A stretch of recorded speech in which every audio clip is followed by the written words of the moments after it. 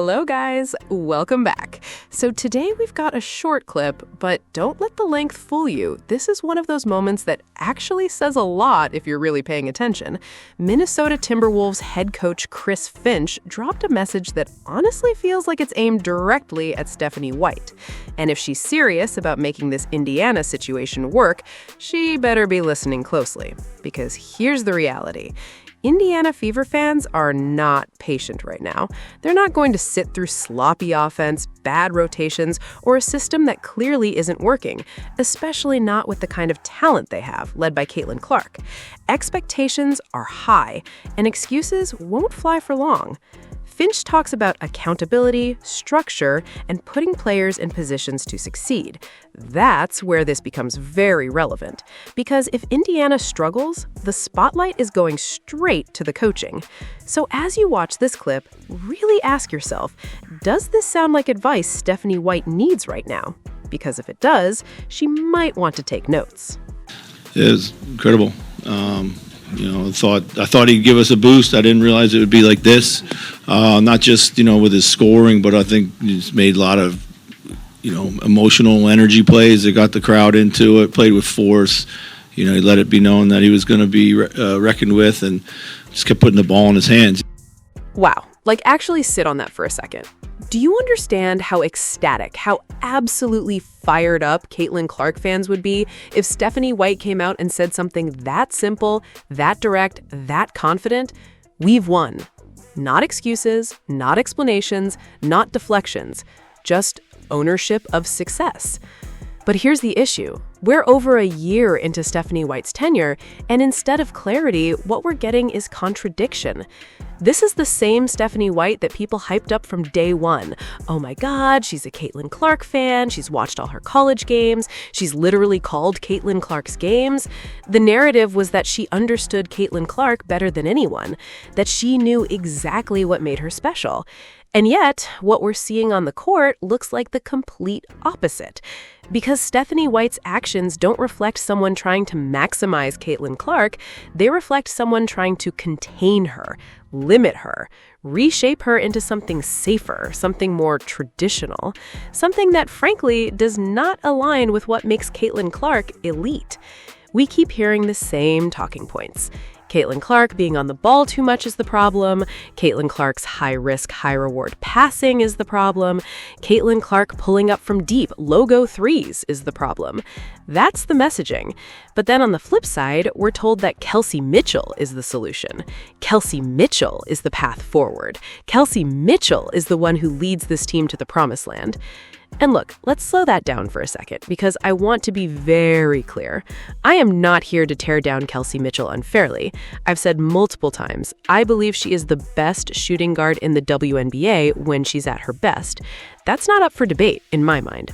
But that's exactly the point, when she's at her best. Because Kelsey Mitchell is a very specific type of player. She is a scorer. A pure scorer. And if she is not scoring efficiently, if she's not hitting shots at a high clip, then her impact drops off significantly. That's not hate, that's just player archetype analysis. There are plenty of players like that. One-dimensional offensive weapons.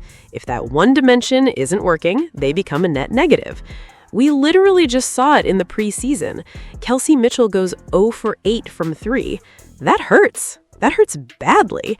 And when the shots aren't falling, you start looking at the other areas. Defense, rebounding, playmaking, and that's where the gaps become very obvious.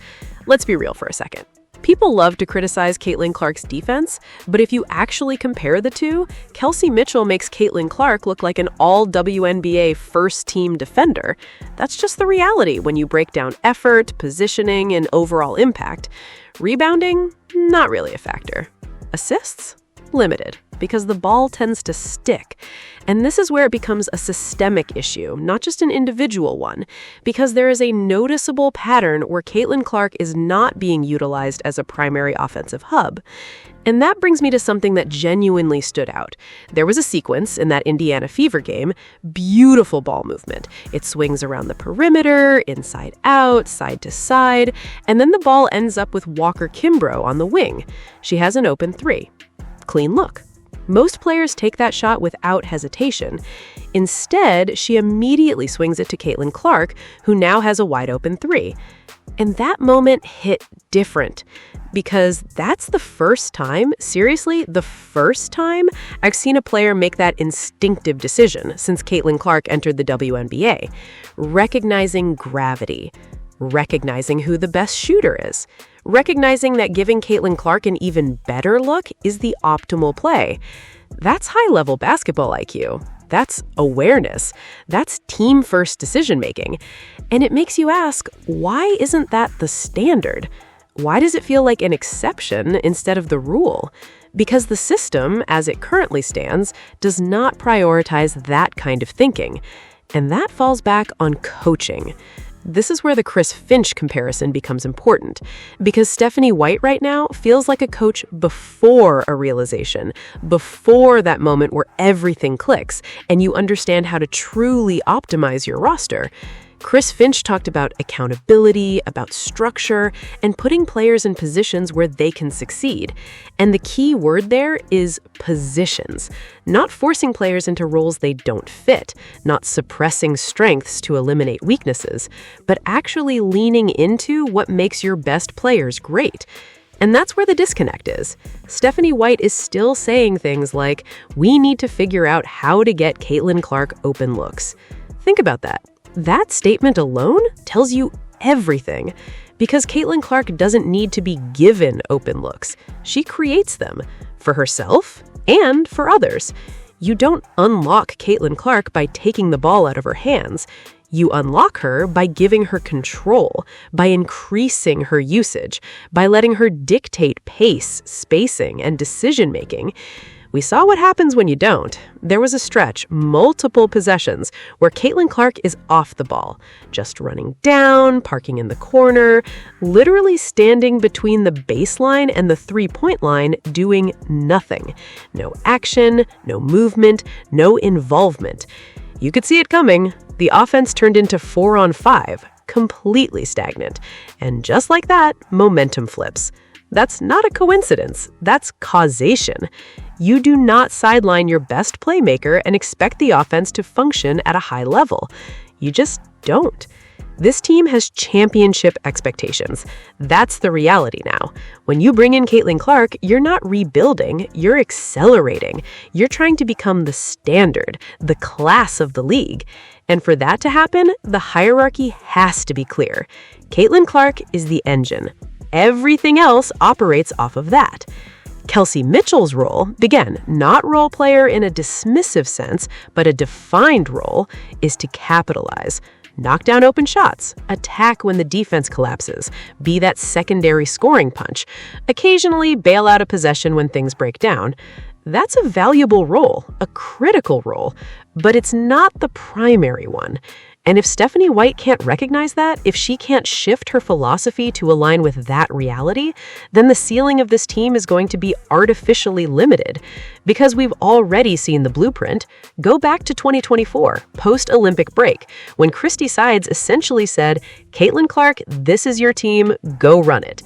And what happened? Success. Real success, in despite a roster that, on paper, was less talented than what they have now. So what's the difference? The system, the approach, the willingness to trust your star. Right now, the only thing standing in the way of that level of success returning is the current decision-making at the top. Stephanie White has a choice to make. Does she adapt? Does she take that step back, reassess, and lean into what actually works? Or does she stay rigid, stick to an outdated approach, and risk wasting the potential of one of the most dynamic players we've ever seen? Because fans are watching, and they're not going to be patient forever. So, let me know your thoughts. Do you think Stephanie White is going to make that adjustment? Or are we going to keep seeing the same patterns? Drop it in the comments.